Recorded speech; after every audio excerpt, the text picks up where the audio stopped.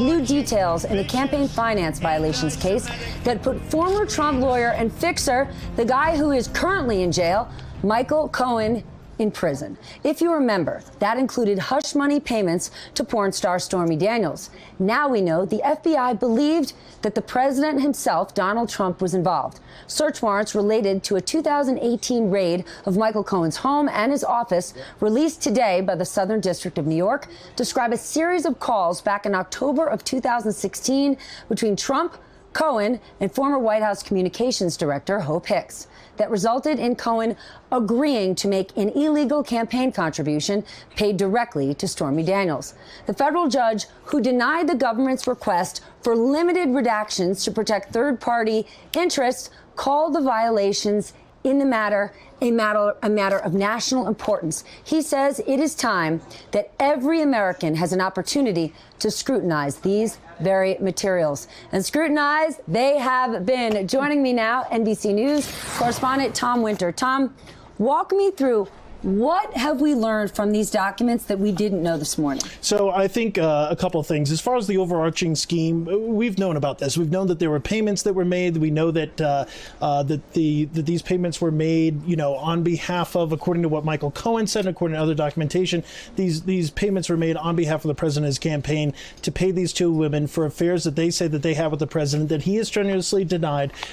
We've known about that. That's not new. We've talked about this, you and I, probably 100 times. What is new today is the president and his engagement with Michael Cohen on this issue, according to phone records. Now, these are not the president's phone records. They were not listening to the president's calls based on the information that's in this affidavit. What these were records for Michael Cohen's phones, and basically they detail 5 specific conversations that Michael Cohen had with the president in one of those certain circumstances. He's on the phone with Hope Hicks, who was his press secretary at the time, and basically the calls start on October 8th, which is right after the Access Hollywood tape comes out. And the FBI agent writes in their affidavit to get these search warrants, and these are search warrants to get into Michael Cohen's apartment, his home, his hotel, basically saying, look, we believe that these were discussions that were had because this Access Hollywood story came out and they wanted to tamp down on these other stories involving other women.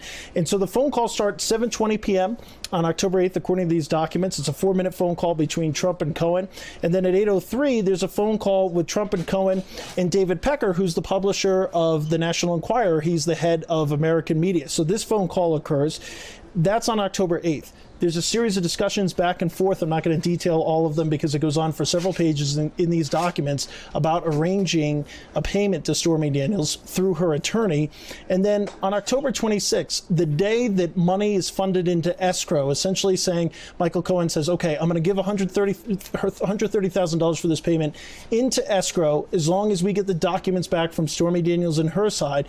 The day that that payment is funded, in the morning at 8:26, Cohen and Trump talk for 3 minutes. Then at 8:34, they have a 1.5 minute phone call. There's other text messages and messages that are going back and forth between Cohen and other players in this that day. And then on the 28th of October, this is leading up to the election in 2016, at 11:48 a.m., there's a 5-minute phone conversation between Trump and Cohen, and that's the day that essentially we get the done deal. This whole payment involving Stormy Daniels is complete. So it's an important timeline. It's a new timeline to us, and it details just how involved individual number one, which Michael Cohen identified at the time, the president, then candidate Donald Trump, was involved in this process. From what you have just outlined to me, I hear this and I think, wow, this is bad news. This is bad news for Hope Hicks, potentially David Pecker, potentially the president. But at the same time, this comes out and the president's attorney puts out a statement saying, we are pleased that the investigation surrounding these ridiculous campaign finance allegations is now closed. We've maintained from the outset that the president never engaged in any campaign finance violation. Glad this thing is now closed. The president also saying via Twitter, I did nothing. This thing is now over. How is it that you're saying, wow, all this bad stuff happened, and the president's spiking the ball? So which is it? Well, I think the bottom line is, and I think we saw it from the Mueller report, and I think we've seen it from the Department of Justice, they believe they cannot indict a sitting president. Hope Hicks isn't a sitting president, neither is David Pecker. So I think that's something that's going to bear more reporting. As far as David Pecker, he's okay because he signed a non-prosecution agreement. So he signed an agreement with the government that we heard about in December of last year when Michael Cohen was sentenced. Basically, he provided substantial confidential testimony to federal prosecutors and to the FBI in New York in the course of their investigation. It was very helpful to them for that testimony. And so they agreed not to prosecute him and not to prosecute American Media, which is the company that he heads and the company that publishes the National Enquirer, as long as they took certain reforms as well. So basically, from a legal perspective, essentially David Pecker got a clean bill of health because of the assistance that he provided in that case. But Trump's lawyer says, pleased that the investigation surrounding these ridiculous allegations is now closed. Is it closed? He is accurate in that, because the reason why this material is being unredacted today and the reason why we're able to talk about it is because prosecutors in New York, Southern District prosecutors, notified the judge.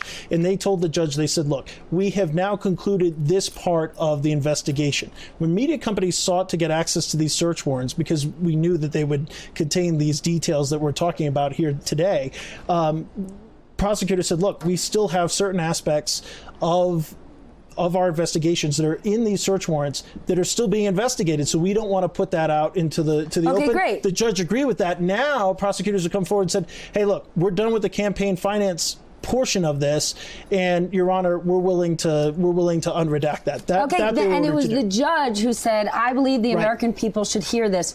Should hear this for what purpose? Hope Hicks still living her life in L.A., and when she gets a subpoena, basically laughs at Congress and says, I'm not talking. So is it that the judge wants the American people to hear this for our own personal interest, for Democrats or Congress possibly moving forward with an impeachment proceeding? Because from a legal perspective, if the case is closed, do you really think they're going to reopen it? Well, I think what the judge is doing here, and I haven't talked with Judge Pauly, and I don't expect him to take my calls, but I do think that, when a judge looks at this, they say, look, there's a lot of underlying information. Remember, Michael Cohen, before he pleaded guilty, was going to be indicted. It was going to be indicted on a lengthy indictment that would have likely included all of these details. So it's information in details concerning the president that haven't been made public before. The other thing that you have to look at with respect to Hope Hicks is whether or not there's actually a nexus to a federal crime here. So if Hope Hicks is facilitating phone conversations and is aware of phone conversations, she's not necessarily being involved in or directing or complicit in the scheme. From a legal perspective, whatever we may think about that from the way that it looks, whether or not we think that's acceptable behavior, whatever we may think about it, there needs to be a legal nexus to a crime. It's not clear to me from these search warrants. Certainly the president's involvement in the timeline raises significant legal questions if he wasn't holding the office of the president. But from a Hope Hicks perspective, is she just facilitating phone calls here and aware of these discussions? In which case, could you really charge her? I don't know. I think from a legal, you need a legal analyst and somebody really steeped in this to better understand that. We've got two of them. Let's bring them in. Former federal prosecutor Glenn Kirschner and former U.S. Attorney Joyce Vance. Glenn, to you first, as unsettling as this report may be, what does it actually mean in terms of legal consequences? Yeah, Stephanie, let me use Tom Winter's great reporting and jump into the legal issues that I think this raises. Now, first of all, we see in the documents that were just released this sentence. It says, now this is right after the Access Hollywood tape is released. On October 8th, 2016, at approximately 7:20 p.m., Cohen receives a call from Hope Hicks. 16 seconds into that call, Trump joins it as a three-way conference call, and they talk for 4 minutes. Now, here's where I think the legal issues arise. Hope Hicks reportedly said, I have no recollection of that call. Now, that might make it sound like it's a he said, she said, with the he said being Michael Cohen saying, oh, wait a minute, we had this three-way call with, soon-to-be President Donald Trump and discussed this blockbuster Access Hollywood tape and the implications of it for Trump and the Stormy Daniels issue. And Hope Hicks tells federal investigators, I have no recollection. That, I think, gives Hope Hicks real legal exposure, because it's no longer he said, she said. But Glenn, where and with whom? This information is new to you and I, but it's not new to prosecutors. The same prosecutors who charged Michael Cohen, and that's why he's sitting in jail, and they didn't charge Hope Hicks, and they had this information. Here's where I see it playing out, Steph, in Congress, not for Hope Hicks, not necessarily in the courts. We know Hope Hicks has already appeared before Congress and asserted a bogus privilege, absolute immunity. That battle will move into the courts. And Congress had to take it. That battle will move into the courts. The courts will decide there is no such thing. She'll return to Congress, and she'll have to testify truthfully or invoke her Fifth Amendment right against self-incrimination. Congress will then have to decide whether to immunize her. I predict they will. Then she'll have to give up the president unless she wants to be held in contempt or perjure herself. It's a long road, and we're all frustrated, but that is where I see the roadmap taking us as a result of what we learned today. Joyce, it's a long road. It's one that thus far doesn't, Hope Hicks doesn't seem to mind being on. And at the same time, the president is running a victory lap and his attorneys are saying case closed. It is very difficult, I think, in some ways to understand what's going on here. And there are many questions that need to be addressed to the Attorney General, who's been happy to answer questions about his decision making in other cases to determine whether or not he had any influence on the outcome of this case. I'm not suggesting that, because I do think that we would see signals from inside of SDNY. We would see prosecutors asking to be removed from the case if they felt like it had been mishandled. So the most likely outcome here, Steph, is that prosecutors didn't think that they could prove knowledge as to Hope Hicks. And this is an unusual statute, the campaign finance statute. It requires that prosecutors prove beyond a reasonable doubt that each defendant had knowledge that they were violating the law. Not necessarily the campaign finance law, but some law. And perhaps that was the sticking point with Hicks. But it looks pretty clearly here, and I think the judge strongly signals that there is sufficient evidence to prove that the president was, in fact, individual one, a still unnamed co-conspirator in a campaign finance violation here. That may have to await the end of his tenure as president. Tomas, last word. Just very briefly, look, a lot of people in New York federal law enforcement have my phone number, and I have a lot of their phone numbers, and I have been talking with them over weeks and months, and nobody has said that there's been any interference from the Attorney General on this case. And I'm not omniscient. Really, I thought you were. Definitely not. But there's been no indication to me that there's been any sort of interference in this case. By Bill Barr. By Bill Barr, that's correct.